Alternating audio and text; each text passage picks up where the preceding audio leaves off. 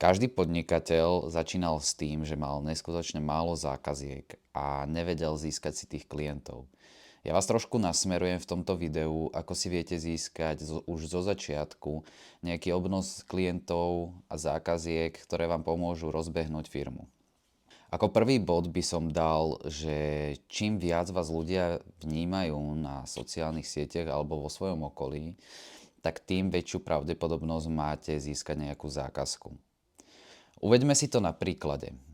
Zoberte si napríklad, že chcete vykopať základ na dom. A každá dedina alebo mesto má toho svojho kopáča, ktorý im všetko vykope, aj keď nie je úplne najvhodnejší alebo nemá zas také skúsenosti, ale všetci o ňom vedia a preto mu dávajú prácu a preto vás vie predbehnúť, aj keď viete o mnoho viac jak on. Je to proste tak, že niekto si ide postaviť dom napríklad v Hornej Krupej a opýta sa susedky, lebo tá má novostavbu, tá si prednedávnom kupovala dom, alebo teda stavala. A pýta sa jej, kto ti vykopal základy, tak hneď je tá jedna odpoveď, kto. Všetci vedia, kto to vykopal, všetci ho poznajú, jazdí na starom traktorbágri, robí so starým vybavením, ale je tu už vyše 30 rokov a kope to dennodenne. A proste ho poznajú všetci.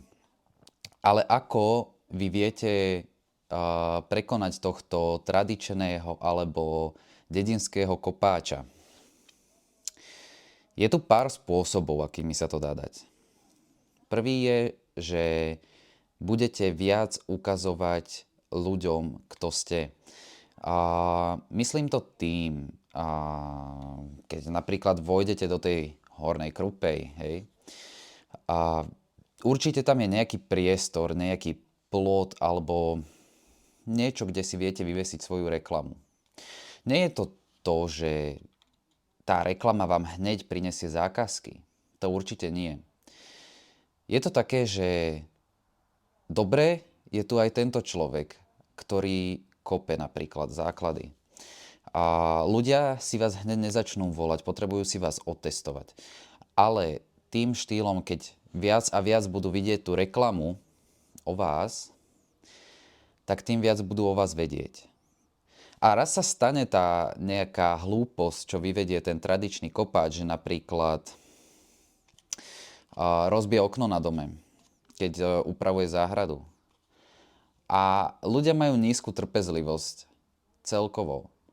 Tak oni si povedia, že dobre, už nie som nejak spokojný s ním, už je moc starý, už to nemá tak v ruke.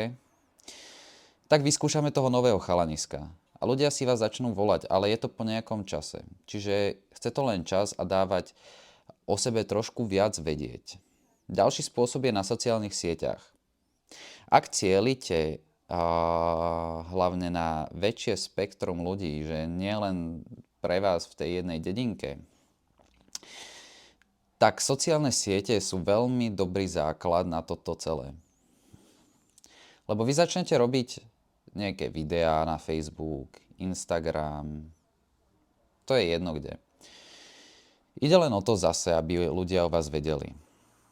Je to síce niečo iné, ako robiť reklamu v tej vašej dedinke alebo meste, nakoľko to nestojí až tak veľa peňazí.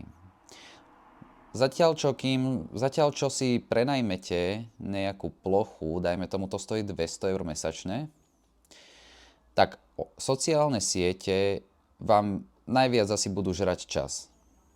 Pretože stále musíte tvoriť, stále musíte byť aktuálni a nebudú sa ľuďom zobrazovať tie vaše staré videá dookola.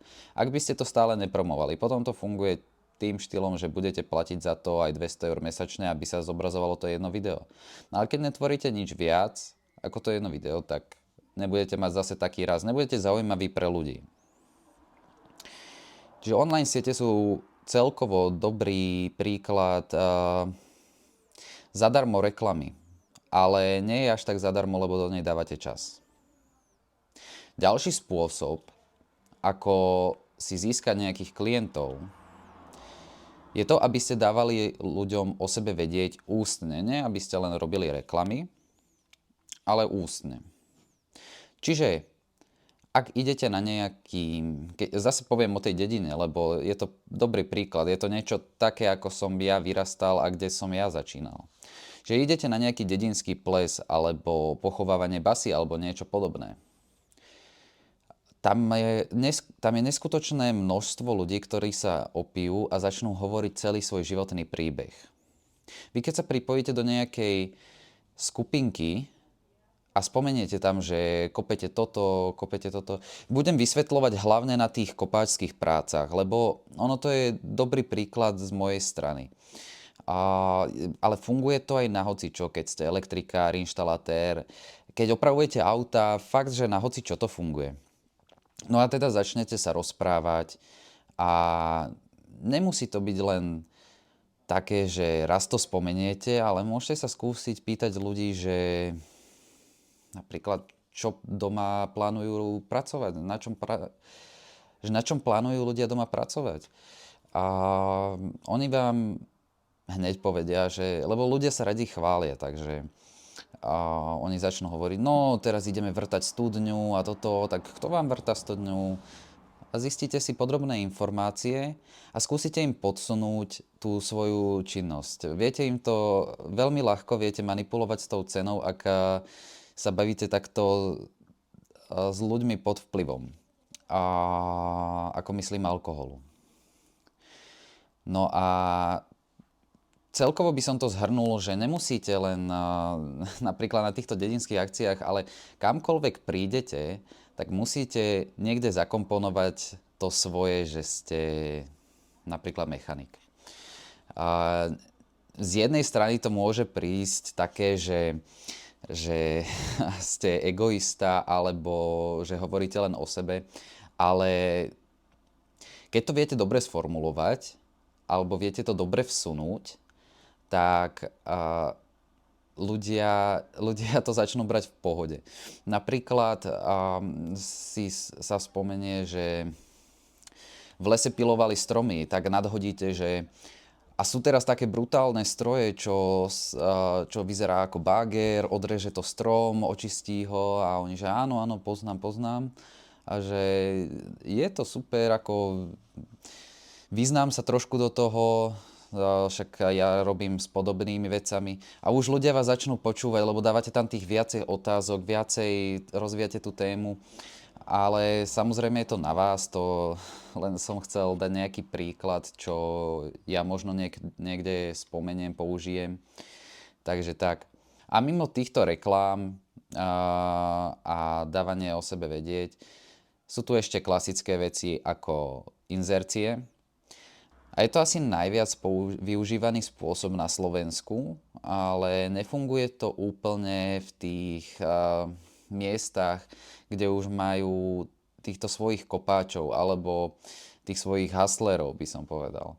Preto tie predošlé dva spôsoby sú o mnoho užitočnejšie v oblastiach, kde ľudia nemajú už tých svojich vyvolených.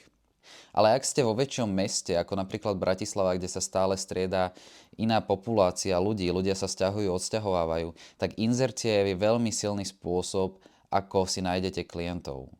Ja si robím takú analýzu.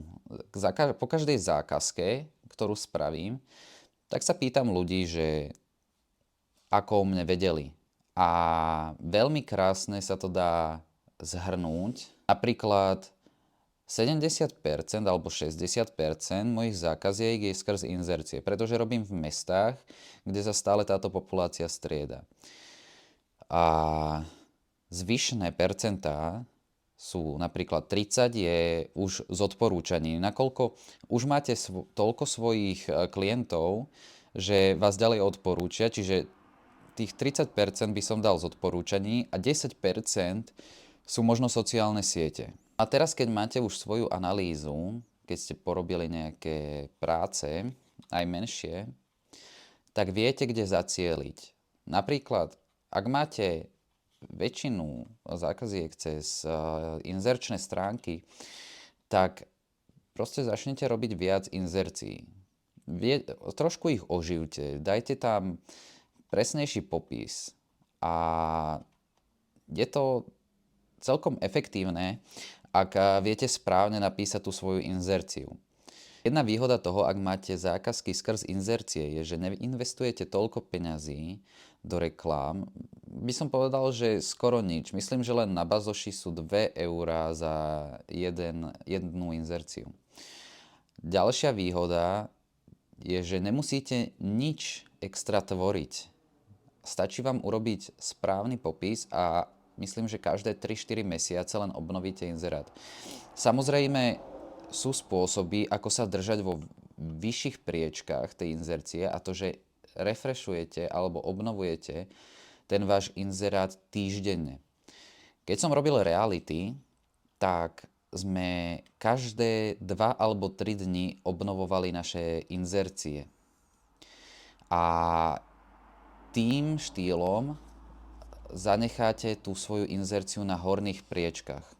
Neklesnete napríklad na 5. stránku, ale ste dennodenne na 1. stránke.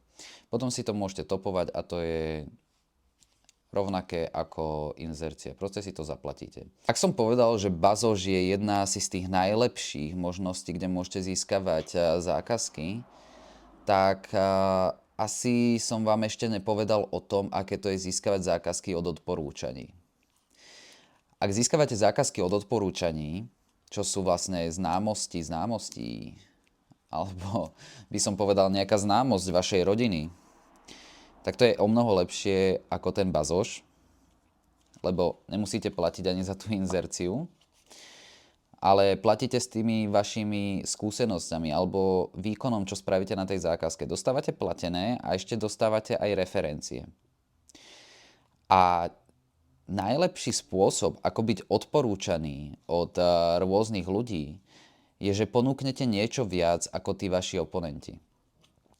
Čiže ak ponúknete lepšiu cenu, alebo ponúknete niečo navyše, že nevykopete len základy, ale do tej svojej ceny ešte zahrniete aj, ja neviem, vyčistenie terénu od hliny, ktorá vám tam ostala, tak si viete takto získať miesto v ich srdiečkách. 2 najťažšie spôsoby sú tie sociálne siete. A tie by som rozdelil na tvorbu videoobsahu alebo fotiek na sociálne siete ako Instagram, Facebook a TikTok.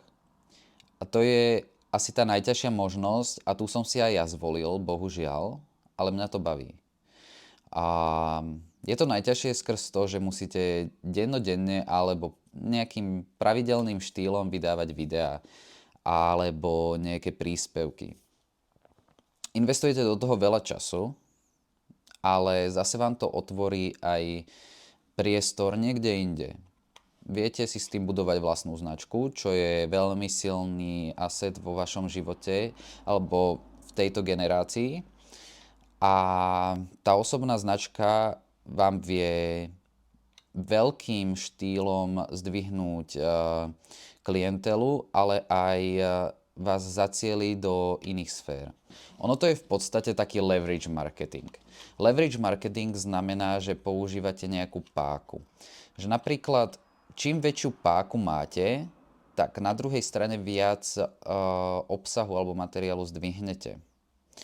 Čiže ak máte veľa klientov, alebo teda tých followerov, tak tým väčšia pravdepodobnosť je, že niekto si od vás niečo objedná alebo budete odporúčaní. No a tento štýl podnikania veľa podnikateľov odsudzuje, hlavne na Slovensku. Aj veľa bežných ľudí to odsudzuje.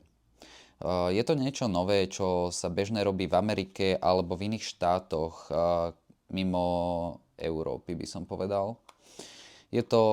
Má to veľký rozmach v Amerike, nakoľko tam je obrovská konkurencia a ľudia sú leniví a konzumujú strašne veľa sociálnych sietí.